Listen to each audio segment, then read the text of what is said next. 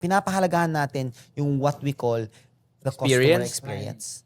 Walang ganun doon. Mahirap din kasi talaga when you go to your character. Talagang parang nag-trying hard talaga ako. Kasi pare pag andun ako, tapos nilabas ko yung character ko, nilabas ko yung pag-i-English ko na normal kung pag-i-English na may pagkabarok na Pinoy na English, na may accent na pare, mas babatain kami doon.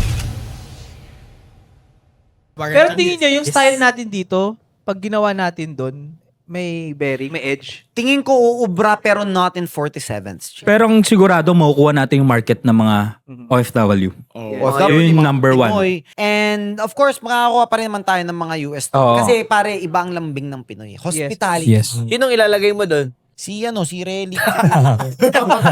Si Makoy. Ina. Parang may paano? Kagulo na. Balance. Si Mark na ilagay din natin.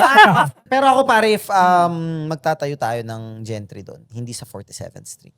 Yes. Kasi I don't think the branding of Gentry, kasi ito tayo pare, tingnan mo, ginagawa natin dito, yung showroom natin, pinapahalagahan natin yung what we call the customer experience. Walang ganun doon. Ano yung pinuntahan nyo pala?